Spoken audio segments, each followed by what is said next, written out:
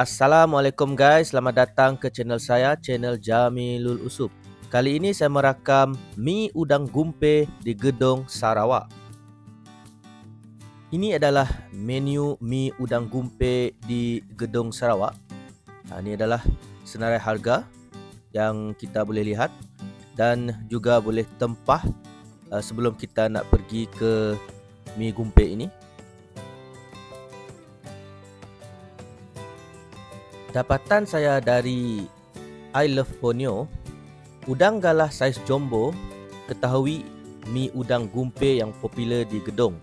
Mi udang antara makanan famous tempatan yang biasanya orang tercari-cari. Kalau anda ke Gedong, jangan lupa untuk singgah ke mi udang gumpe yang cukup terkenal dengan udang galah. Di Gedong, memang ada banyak tempat makanan yang menarik, terutamanya makanan yang berasaskan seafood ini. Seafood di sini adalah dari bahan mentah yang segar dan salah satu tempat yang terkenal di Gedong adalah mi udang gumpe yang terletak di Kampung Gumpe. Untuk pengetahuan, mi udang gumpe ini sudah beroperasi sejak tahun 2012 lagi.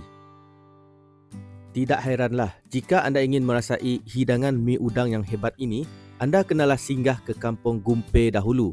Walaupun jauh dari Bandar Kuching, percayalah, ia sangat berbaloi. Hidangan mi udang galah harganya RM20, RM30 dan RM50 per set, mengikut saiz udang galah. Mi udang di sini lebih besar, juicy dan segar dari kebanyakan mi udang lain kerana semua udang di sini diborong terus dari nelayan.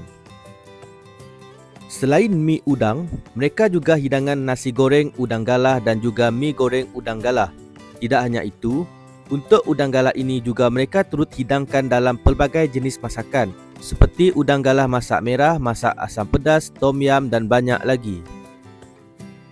Untuk grade A, kira-kira lingkungan dalam 130 hingga 140 kg, manakala untuk grade B RM110 hingga 120 kg. Harga udang tersebut tertakluk kepada harga semasa.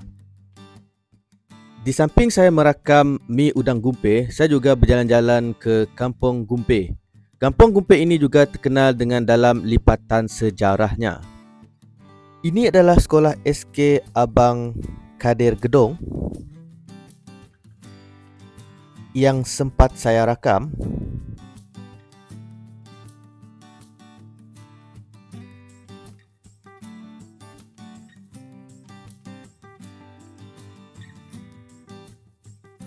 Batang Sadong pada satu masa dahulu adalah merupakan sempadan bagi negara Brunei dan juga Sarawak.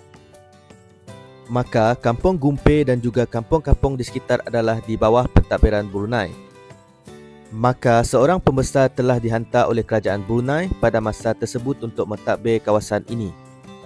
Pengiran Kesuma Yuda Pengiran Syarifuddin telah dihantar untuk mentadbir wilayah ini. Kemangkatan beliau telah dicatat pada tahun 1832. Menurut fakta sejarah yang diceritakan dari generasi ke generasi, tapak makam beliau yang ada pada hari ini bukanlah di tempat asal. Ini kerana pada awalnya Kampung Gumpe adalah terletak di kawasan Lubuk Sejaya. Apabila berlaku serangan lanun pada zaman dahulu, maka penduduk kampung telah berpindah ke tapak kampung yang ada sekarang. Ini adalah perjalanan pergi ke Kampung Gumpe. Dan Kampung Gumpe ini di sebelah menyebelah, iaitu ke kanan dan kiri, masih kehijauan yang kita nampak.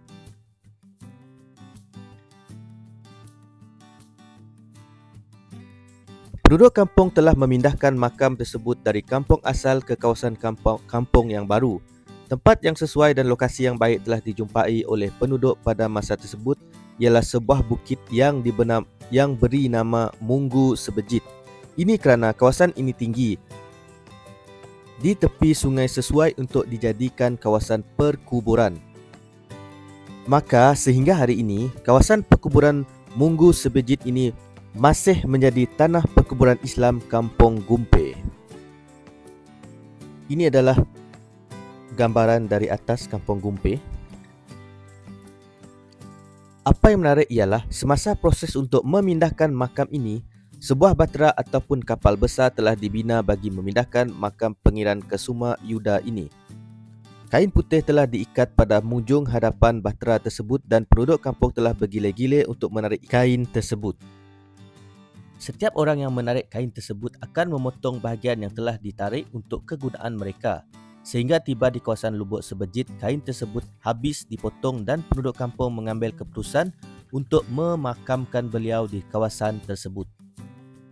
Hasil perkahwinan Pangeran Kesuma Yuda dengan penduduk tempatan telah menghasilkan golongan bangsawan Awang dan Dayang yang masih ada di Kampung Gumpe pada hari ini.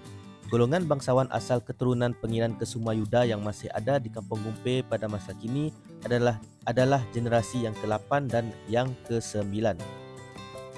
Di samping itu, saya akan memberi sedikit info tentang gambaran makam dan juga emas yang dijumpai oleh penduduk di sekitar kawasan Gumpe. Menurut fakta kejadian, kebetulan emas ini dijumpai di sekitar lokasi kawasan Sekadang. Orang yang pertama kali menjumpai ketulan emas ini adalah merupakan pekerja ladang sawit Indonesia yang bekerja sebagai pengendali jengkaut untuk mengali parit.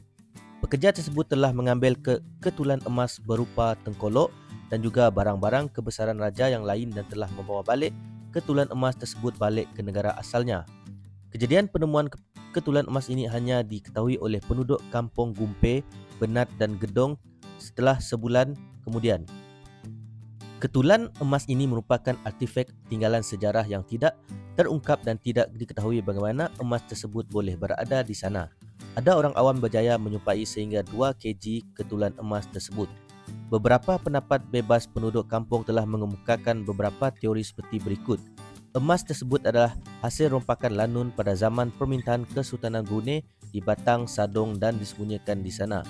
Kemudian besar emas tersebut adalah kepunyaan pembesar Brunei yang mentadbir kawasan Batang Sadong iaitu Pangeran Kesuma Yuda Pangeran Sharifuddin. Sumber dapatan ini saya dapat daripada Semarahan Sarawak Government. Okay guys, selepas ini saya akan menunjukkan gambar-gambar yang saya dapat daripada sumber tersebut.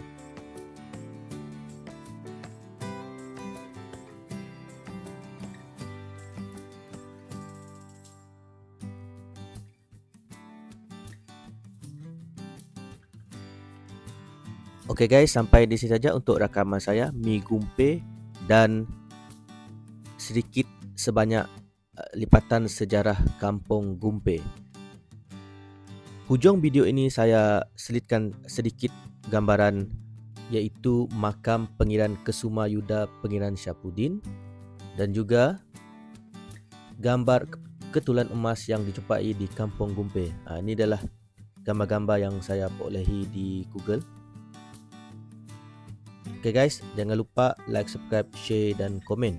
Berjumpa kita kembali ke rakaman saya yang seterusnya. Assalamualaikum. Terima kasih.